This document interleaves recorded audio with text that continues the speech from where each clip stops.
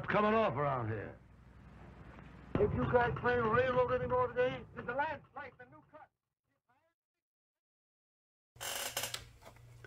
So I need to get started on this two-stall engine house, and it's got to unfold in some manner. I've never built the kit before. This is the very first kit, and it's kind of a challenge because of that. And it's like I'm not certain what things I need to immediately consider, but I'm going to set this aside. This is probably going to be something done later, but what I would like to do is secure the structure a little better first, which means trying to get this roof straightened out. So I was thinking, you can see this, pardon me, you can see the way this was built originally, this structure here, with that size of wood. So I'm going to try to do some truss work across here with a main beam going across, so you can hear the ignorance that I have regarding structures. So bear with me. But I'm going to first start, like I say, I'll use this as a pattern to make this truss work. I'm not sure what the spacing on the trusses would be, so I'm going to go investigate that offline. When I figure that out, then I could probably cut the pieces right now for this, but I'm not sure how many I need, and I want to make it so that it's good and rigid, but I also want to be able to, ultimately I want the roof to come off so I can show the interior. If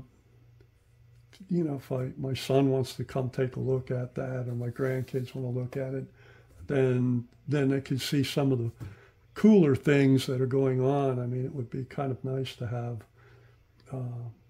that display capability. So I'm looking forward to doing it that way, and I'll get more as I first need to educate myself on building structures. So I'm going to find out what the number of trusses should be approximately, and then I'll put the truss work in.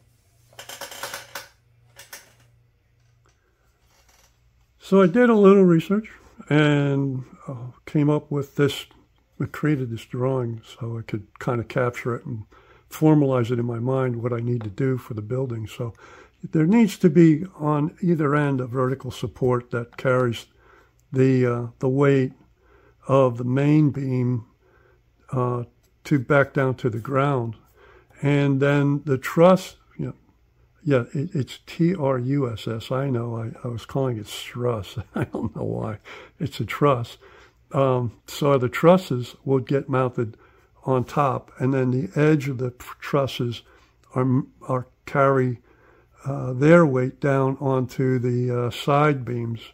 So if we're looking at the model here, these would be the side beams where the trusses, as this one correctly does. This one comes down directly to the main beam going across here. So these are the beams for the main structure, and then there's going to be a beam that will, let's try and show you this. It should go up. Here we go. It should go up into the truss corners, like the corners of the truss will lay on this beam, and this beam then will be across the entire structure like that, and then the additional trusses are going to get placed. So that's what's showing right here. So this is the way they'll lay on there, and then as far as the spacing, I looked it up, and according to a website that I found, they're 24 inches on center at most. And it did say that they could be less. You don't have to be 24, but 24 is code. So we'll go with 24, just so I can maximize the amount of visibility when I take the roof off to show people, anybody, what's going on inside. That'll be a little bit more visible. So 24, see how that works out. Well, the idea of having this center beam, it doesn't seem to be viable now because I didn't take into consideration the little vents that they have on the model to, I guess that was the intention for adding ventilation with this kit. And I don't know why I say that this is probably not a good idea, is because when you take and try to put a beam in here, well, it doesn't, whoops, be careful with that. It doesn't really, I don't know if you can see that, but it doesn't actually look right. You know, it just, I mean, it might work, but it just doesn't look right back here because if I know. Yeah, this is what I was thinking. If I put it this way, then I would want a support for it.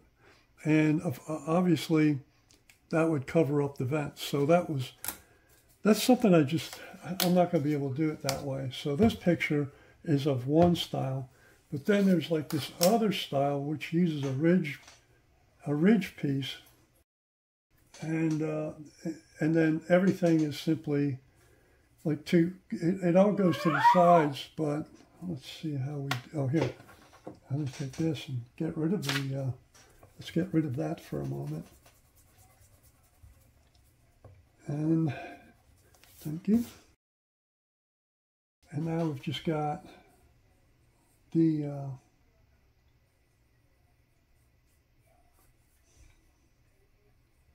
so now we've just got the truss piece, but this truss piece can have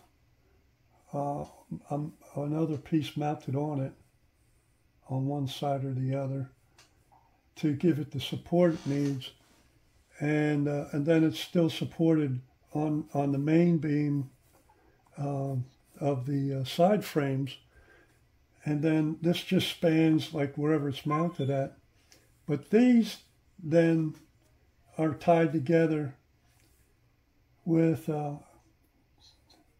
like these don't actually form a point. There's actually another piece going through, pardon my miserable art, but that's the ridge pull. And so there's all of the weight is transferred to the side frames, and the ridge pull just gives the force, the support. Hi, baby. My dog just came over. It forms the support to keep the trusses from collapsing under weight when the roof has like 6 feet of snow on it. So perhaps with this piece, I could go ahead and build the pieces that go together. In fact, on the model, I've already got this here. So if I just built one here, then it would have a nice support beneath it.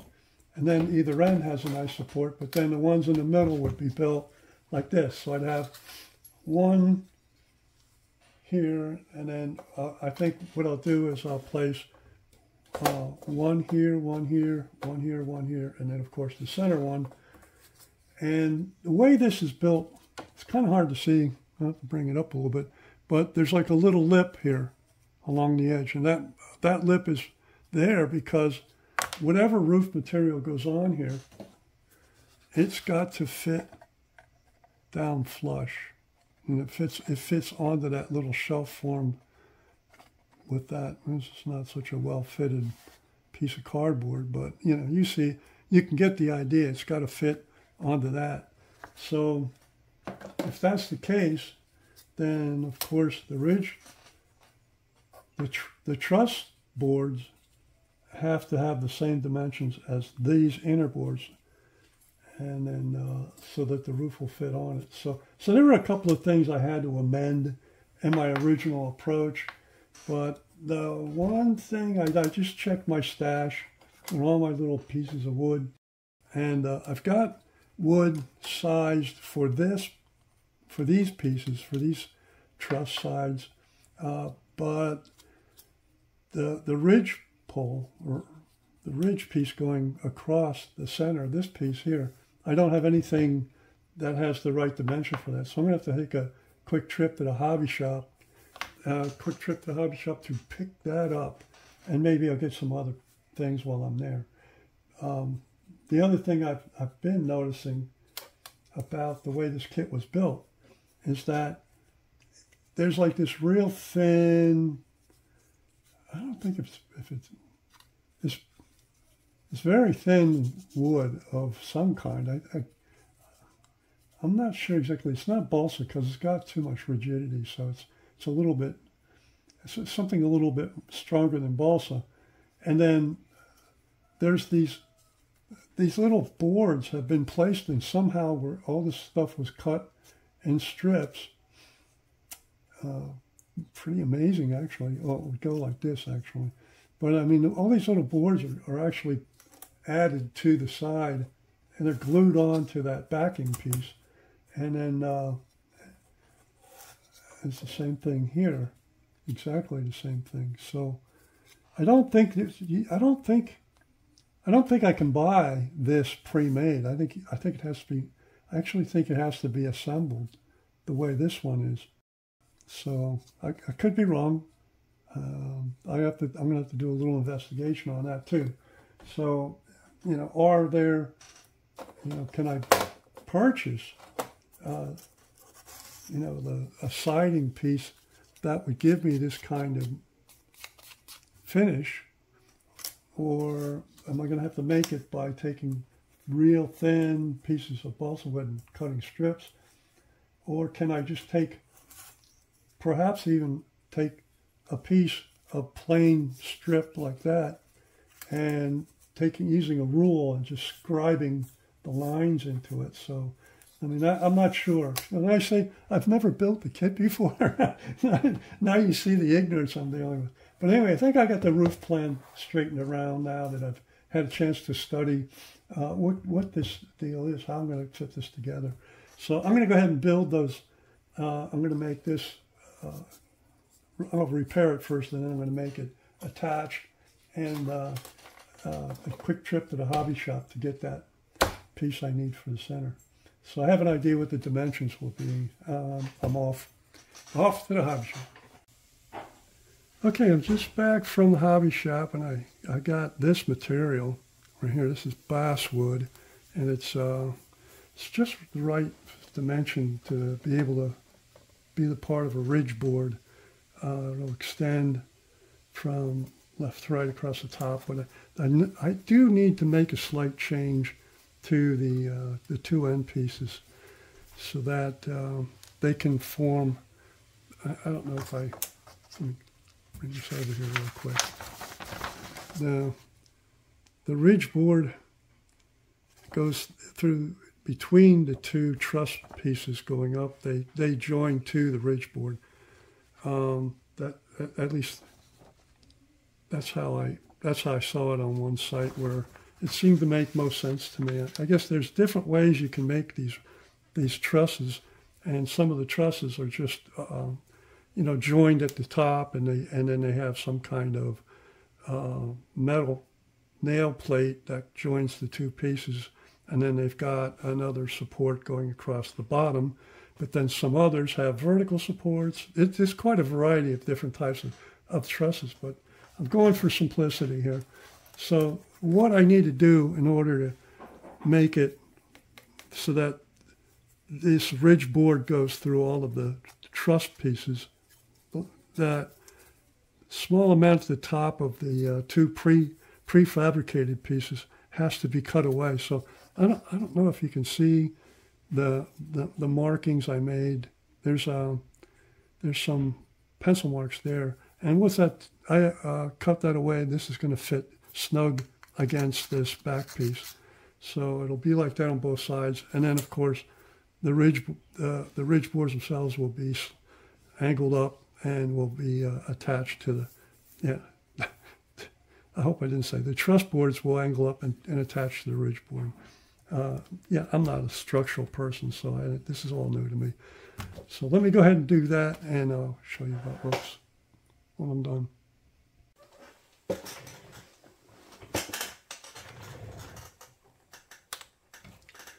So So I've been assembling it using wood glue. So there's that. You can see some of the stringers are up already on the ridge board. So the ridge board's installed too. And let's see, we have a little bit of glue here. Don't need that much. That's plenty. And it's just clean that off. And I use this paintbrush with no bristles. I use it to apply the glue, so I can attach these pieces. But I've already pre-cut them. And one thing that was kind of interesting, I'll try to bring this up here so you can see it. Hopefully it focuses. But the end is cut on an angle here to be able to lean against this ridge post. But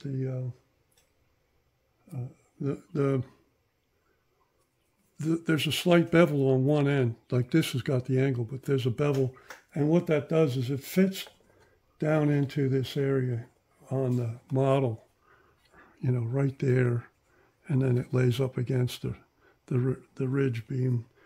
So I get this glue on here and make this thing permanent. It'll take a lot. So now it's just like just a small dab glue. And we'll do the same thing up on the top. There's that. That's plenty. I'll make sure I get enough down here. Put that there. And we'll install this.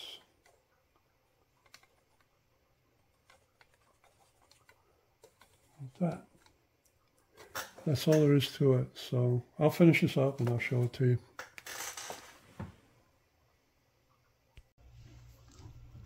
So okay, the roof assembly is completed, and I don't need to do any more with that. I can show you that structure. See that? And I also did a lot of minor repairs while I was at it. I did some repairs on the some of these side trim pieces were broken, and these little where there's a small sill over the top of the window, some of those had been broken off, so I replaced all of that. So I got this in pretty good shape, and I think that's just about it for this. I did have to clip, well, I was doing a repair here on this trim piece, and it was a little bit tight the way I cut it, so it was bowing, and I put a little clip on there to hold it up. But anyway, the next step is to put on make the roof, and as I said, I want it to be detachable, so I need the right kind of material.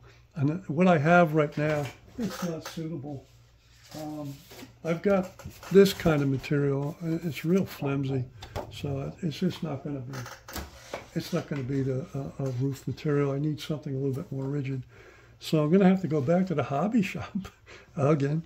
I guess that's a familiar scenario with people who build kits. Unless you've got a massive stock of things in your stash, you have to just constantly be going back and looking for stuff.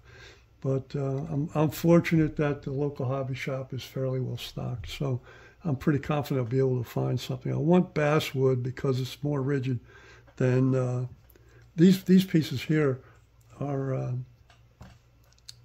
balsa wood, and so they're a little bit softer than the basswood would be. But that's not critical for this particular structure that we have. So I'm going to get the basswood with the right sort of thickness that I can construct this roof. And as I'd said early on, I'm thinking about putting a small cupola on the top for ventilation.